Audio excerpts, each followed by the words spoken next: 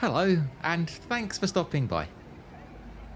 If you've ever wandered around London, you may well have encountered one of these peculiar little buildings. A small green structure which resembles a rather ornate garden shed. Not really the sort of thing you'd expect to see plonked in the middle of a capital city, especially considering how precariously positioned some of them seem to be. These green huts, of which there are 13 dotted around the city, are in fact a key component of London's transport infrastructure, for they serve as compact cafes, where licensed black cab drivers can pause for a break, a cup of tea, and even a fully cooked meal. As such, the Cabmen shelters, as they're traditionally known, have been a distinctive feature of London street furniture since the 1870s, and in this video, I'd like to take you on an in-depth tour of them, telling you all about their intriguing history, and showing you the locations, along with related trivia, of each of the surviving examples. I'll even tell you how you too can make use of these little London institutions.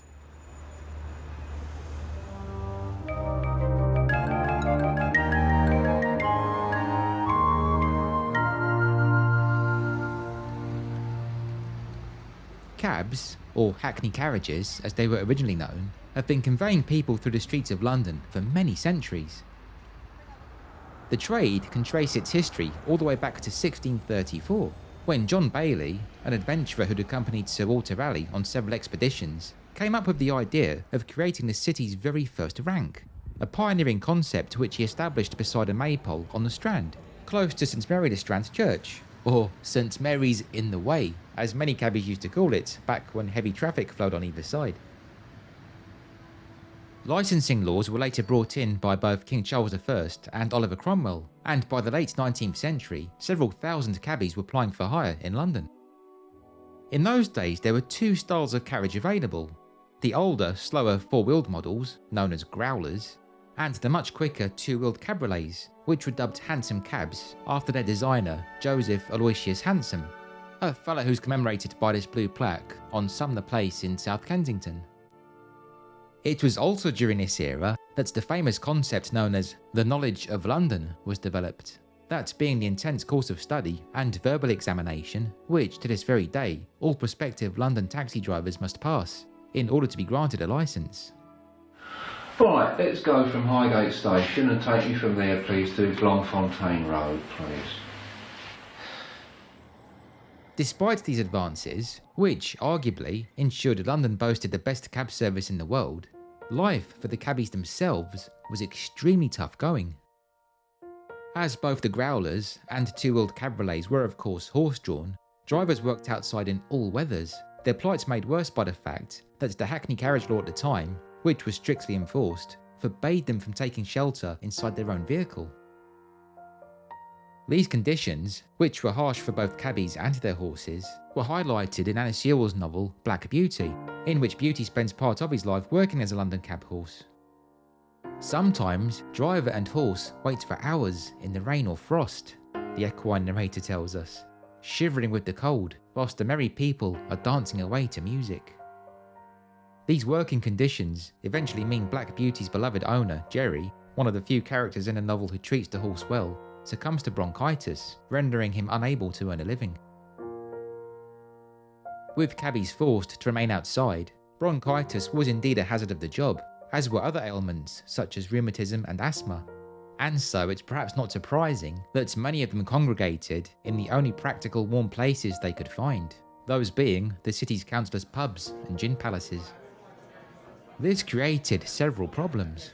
First, if a cab was left unattended on a rank, the driver could be fined, or if parked elsewhere, they were left open to the risk of theft. More notoriously though, the lure of the pub also meant that many cabbies were frequently drunk whilst on duty.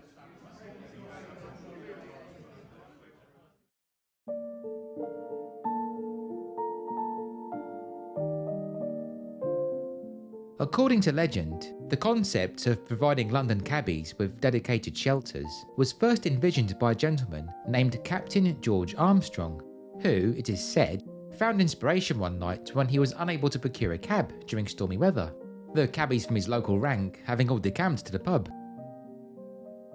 Whilst Captain Armstrong was indeed a good soul who plays an important role in this story, he didn't suddenly conjure up the concept of cab shelters out of thin air.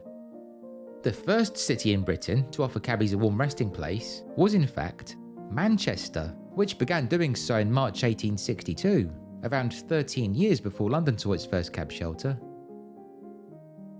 Just like their London counterparts, Mancunian cabbies suffered the same issues when it came to seeking sanctuary, and so they too were known for frequenting taverns.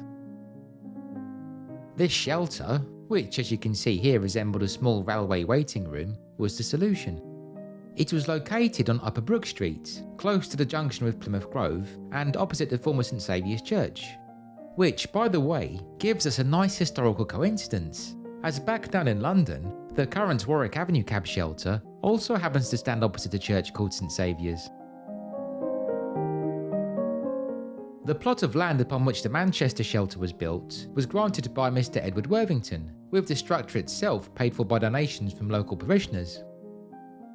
It quickly proved to be a success, leading other cities to follow suit, with Liverpool, Leeds, Birmingham, Derby, Edinburgh and Glasgow all providing similar huts before London.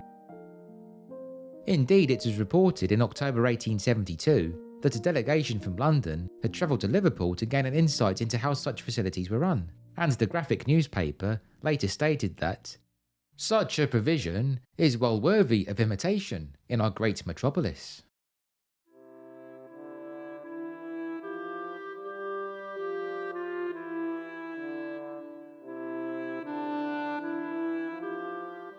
The first attempt to provide London cabbies with a shelter was made in the early 1870s, when it was suggested one could be placed on the corner of Sloane Street and Knightsbridge. This idea, however, was met with fierce opposition from local shopkeepers, who, quote, complained that the proposed edifice would obstruct their view, injure their business, and become the resort of idle and disorderly characters. Undeterred by such attitudes, it was around the Christmas of 1874 that Captain George Armstrong, who we briefly met earlier, began his crusade to build cab shelters throughout the capital. And to do so, he launched a campaign in the pages of the Globe newspaper, then based at 367 Strand, of which he was the editor. This involved publishing numerous articles, which brought attention to the hardships faced by London's cabbies. An example being one printed on the 19th of December 1874, in which it was claimed, "The cab driver notoriously drinks far too often more than is good for him, certainly more than he can afford to pay," adding that, being a good-humoured class of men, they deserve to be made as comfortable as circumstances permit. In response, a number of readers wrote to the Globe to express their support and pledge generous financial donations for such a scheme, and very soon, the Cabmen Shelter Fund, a charity which still exists today, was born, as shown by this announcement which was made in the press on Christmas Eve 1874. The purpose of this fund is to form shelters for metropolitan cabmen when on the ranks, similar to those which have already produced such good results in Birmingham and other towns. The proposed buildings, which are estimated to cost £75 each, that's roughly £7,000 in today's money, will be supplied with gas and firing for cooking purposes, and when once started, are expected to be self-supporting. Along with Captain Armstrong, the Cabmen Shelter Fund Committee was made up of 7 other gentlemen, headed by none other than the great Victorian philanthropist Anthony Ashley Cooper, the 7th Earl of Shaftesbury, with the Vice President being the Scottish MP Lord Arthur Kinnaird.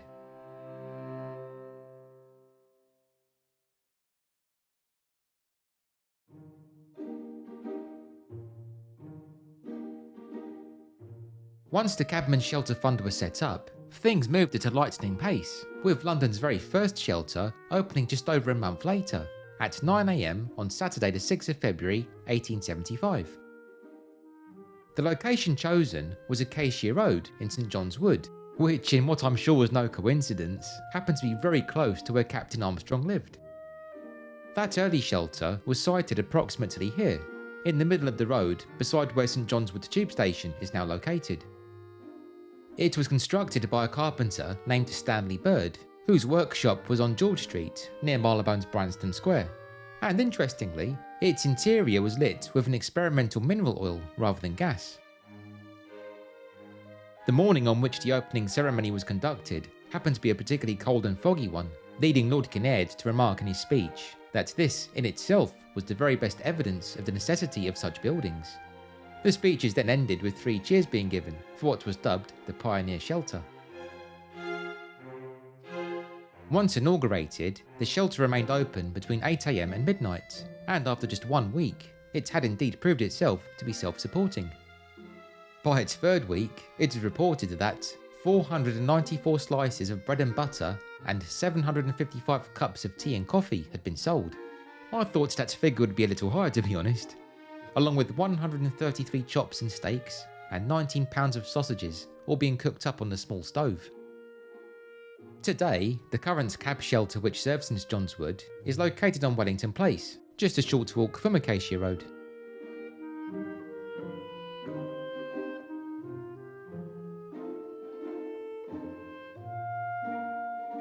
Following the success of the St John's Wood cab shelter, the second one opened just a month later on Langham Place, just south of All Souls Church. At first, there was some objection to this, with the Marylebone Vestry voicing fears that such a building would disrupt traffic, this being a busy thoroughfare close to the northern end of Regent Street. Their concerns were eased, however, when Shelter Fund Committee member Sir F. Fitzwigram assured them that a rest, as he called it, is only 13 foot long by 6 feet wide, about the size of a horse and cab. In other words, it was designed to be as compact and unobtrusive as possible. As the Globe newspaper said at the time, this concession marks the first step towards the complete success of the movement. And they were quite correct, for today's shelters maintain similar dimensions, ensuring they slot in nicely amongst London's crowded streets. As we can see from contemporary photos and illustrations though, the early Cabmen shelters looked somewhat different to the ones we see today, having simpler roofs and larger windows. Knowing how quickly things in London can change and develop, the early shelters were also designed to be portable, being kitted out with low sets of wheels. You can see an example of this on a similar preserved shelter in Ripon, North Yorkshire. Each shelter, which like today could seat up to around 12 to 13 people, was staffed by an attendant who ensured no gambling, swearing or excessive drinking took place. Cabbies weren't always well behaved though. In October 1883, for instance, a driver named Henry Bishop was hauled before magistrates after chucking a bottle of Worcestershire sauce at the keeper of the Great Portland Street shelter, cutting his head. And there were a few instances in which police raided shelters after being tipped off that gambling was afoot. On the whole though, shelters were generally amiable places. A small library of books, newspapers and magazines was often included, and interestingly, the Pall Mall Gazette reported in the early 1890s that many of the shelter's attendants were trained in first aid, which suggests that, as well as looking after cabbies, the shelters played an important community role in the areas they served too.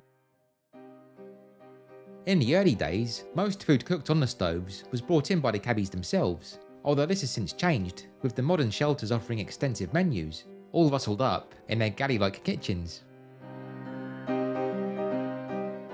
Initially, there was an entry charge to each shelter, £1 per day, although after just 1 year, the scheme had proved so prosperous that this was scrapped, and entry's been free ever since. The cab shelters owed much of their success to the kindness of the public, with entire buildings being donated by individual benefactors, and the fund kept topped up by generous financial gifts, including one from the then Prince of Wales, later to be King Edward VII, who in 1875 granted the handsome sum of 20 guineas. On the first anniversary of the first shelter's opening, over 260 cabbies signed a letter of thanks, which was addressed to the Globe newspaper and the Cabmen Shelter Fund. In it, they expressed their gratitude for the shelters, and rather movingly, felt the need to apologise for the grubby condition in which the letter was presented, the reason being that it had passed through a great many hands and along many cab ranks.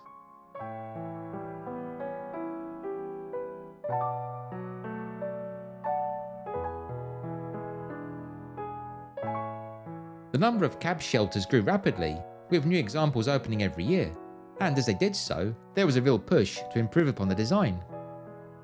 As such, several competitions were opened up to architects, the first of which was held at a cab trade show at Alexandra Palace in the autumn of 1875. This was won by Mr. John Gibson, who updated the cooking facilities and created a cabin which, as one journalist put it, was akin to a very tolerable drawing room. Another contest followed in 1881, which saw 35 entries, the winner being Maximilian Clark, whose ornate design provided the basis for the green cab shelters we see in London today. The cost to build and fit out this type of shelter was around £200, approximately £20,000 in today's money, and so popular was the design, a similar incarnation managed to find its way all the way down to Melbourne. A few years later, during the Christmas of 1885, a journalist writing for the Globe paid a visit to one of these new shelters, or pretty little chalet-like structures as he called them, on Piccadilly, leading him to pen this evocative account. The neat appearance of the little houses, the homely line of smoke issuing from the diminutive chimney, all tend to convey an idea of snugness. Pushing aside the door, I enter the shelter. I sit down, and catching the eye of the attendant, call for half a pint and slice, this being Cabbies' synonym for a mug of tea and a piece of bread and butter. While waiting for these, I survey my surroundings. The far end is partitioned off to provide a diminutive kitchen, round which are shelves containing crockery, bread, meat and other stores, while in the corner is a small stove boiler and an array of cooking utensils. The rest of the shelter, which is spotlessly clean, is devoted to cabby. A narrow table runs around the centre, leaving a gangway down the middle, while seats are provided by a continuous locker, the interior of which is devoted to stores. Overhead hangs a lark in its cage, which, notwithstanding the lateness of the hour, is singing gaily.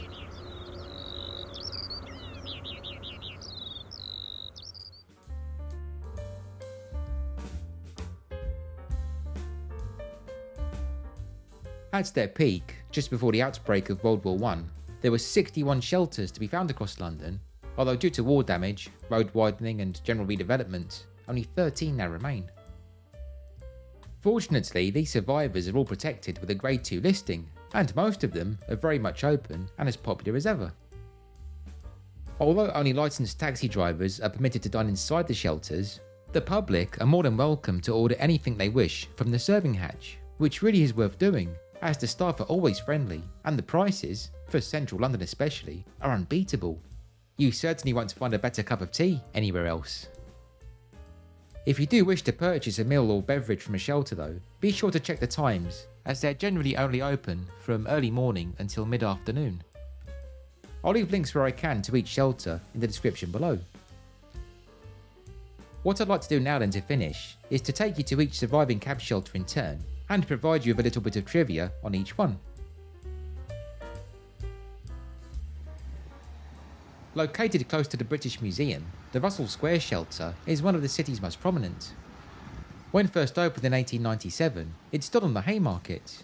It was then shifted over to Leicester Square and was moved to its present spot in 1987.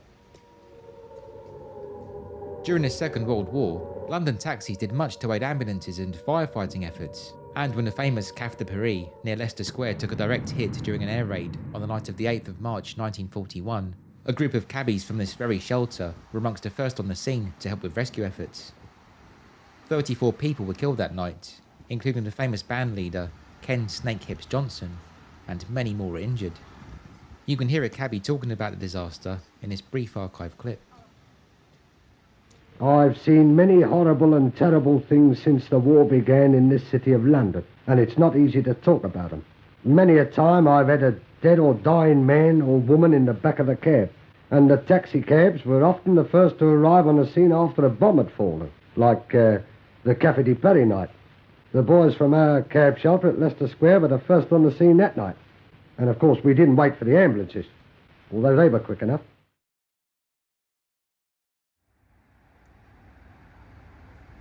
First opened in 1910, this shelter, which offers a splendid view over Albert Bridge, was originally located on Royal Hospital Road and came to be nicknamed the Pier when it was moved to this site beside the Thames, although apparently it was also dubbed the Kremlin due to it being a popular hangout for staunchly left-wing taxi drivers. Today though, this hut isn't technically a cabman shelter. In around 2002, Chelsea Embankment, upon which it sits, was turned into a red route, meaning no vehicles could stop or wait here at any time. This of course severely impacted business, leading the shelter to close down altogether, after which it fell into dilapidation, as illustrated by this rather wonderful 3D model by Artfletch. Thankfully, the old shelter has since been lovingly restored, and is now open as the Café Pier, where all are welcome.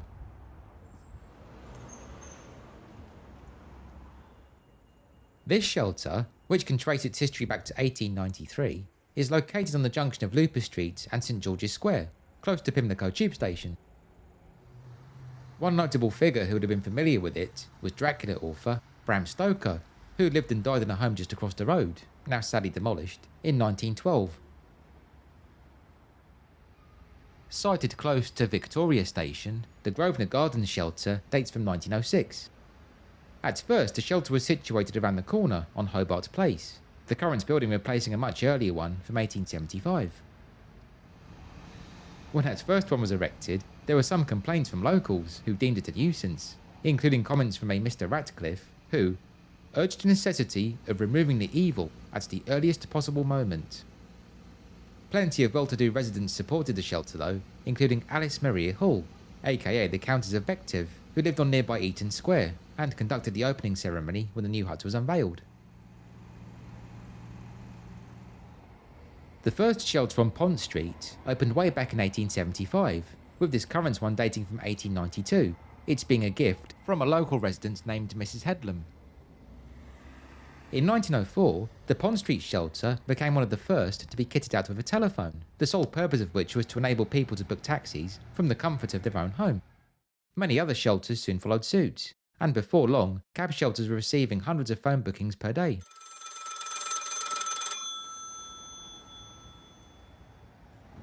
The Thurloe Place shelter, which sadly is currently out of action, was until recently the most dangerously placed, being stuck right in the middle of one of London's busiest roads. In May 2021, it suffered damage when a vehicle collided with it, although fortunately it's since been patched up and moved across to the safety of the pavement. When in business, this shelter was known to cabbies as the Bell and Horns, after a pub which once stood opposite. Hopefully it'll be back up and running soon, as it's in a prime location being so close to the Victoria and Albert Museum. This shelter is famously nicknamed the All Nations, due to its being sited close to a large number of embassies, although I've heard this could also be a reference to the Great Exhibition, which was held in nearby Hyde Park, although that was in 1851, well over 20 years before cab shelters began to crop up in London. The Kensington Road shelter dates from 1888 and was blessed with a complete refurb almost 100 years later in 1987. Prior to that, as you can see here, it had become rather ramshackle. The comedian Benny Hill, who lived on nearby Queensgate, was known to frequent this shelter, and in 2013, Victoria Wood filmed part of a documentary, A Nice Cup of Tea Here. Unfortunately, the Kensington Road shelter has been struck several times during its life. In March 1923, for example, a lorry crashed into it after swerving to avoid a horse and cart. Many taxicab drivers were lunching in the shelter at the time, it was reported, and they were more than astonished to feel the shelter move several yards and finally settle down in the middle of the pavement. More seriously, one night in November 1940, Corporal Frederick Arthur Webster died after crashing into the shelter on his motorcycle. Being World War II, London was of course under blackout conditions, meaning the shelter was almost impossible to see, the only lights permitted being a small gas flame lit behind a pane of red glass. Located on the edge of Notting Hill and close to Portobello Road, the Kensington Park Road shelter is currently the only example to remain in the middle of the road, a position that was once common during the early days. In 1988, the cab shelter was fully restored and reopened by the then Earl of Shaftesbury, an ancestor of the 7th Earl of Shaftesbury, who had been the very first president of the Cabmen Shelter Fund. The Kensington Park Road shelter is also close to Westbourne Grove, which too once had a shelter. It was there, one night in September 1888, at the height of the Jack the Ripper murders, that a fellow calling himself Dr. J. Duncan popped in for a cup of tea, and is said to have confessed to the shelter's owner, Thomas Ryan, that he was the man responsible for the gruesome killings. Thomas assumed the man was drunk, which to be fair he most likely was, but the mysterious figure was never seen again.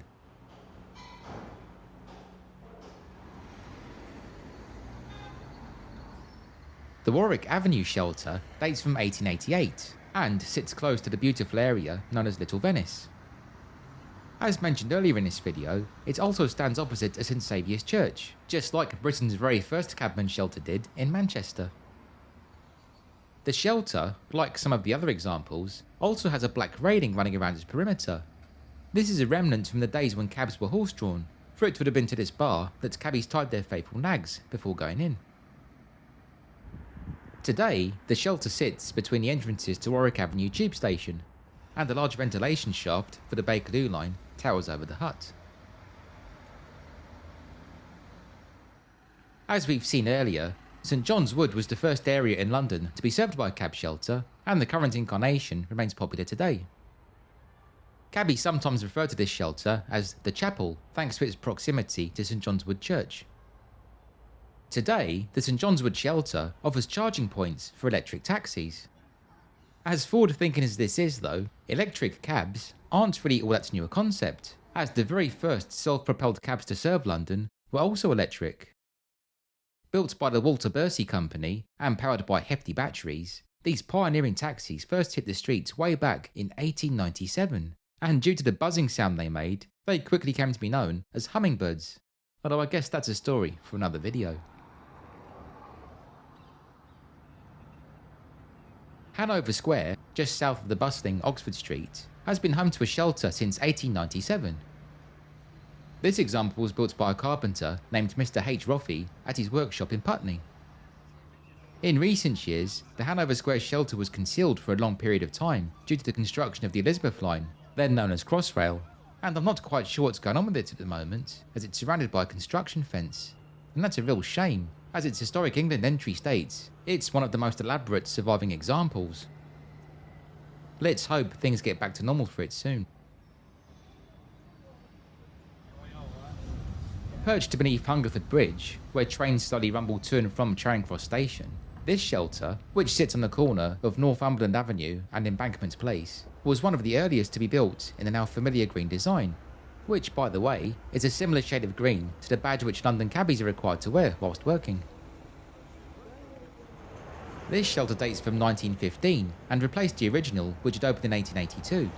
That earlier building was a gift from Mrs. Harrington, which she gave in memory of her husband, Mr. J.E. Harrington, a man who had been one of the earliest supporters of the Cabmen Shelter Fund.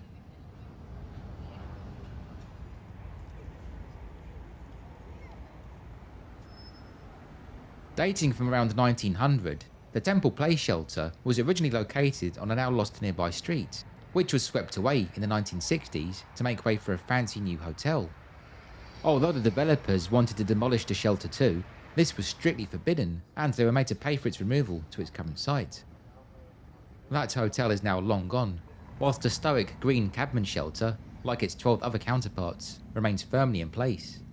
And long may they all continue to do so.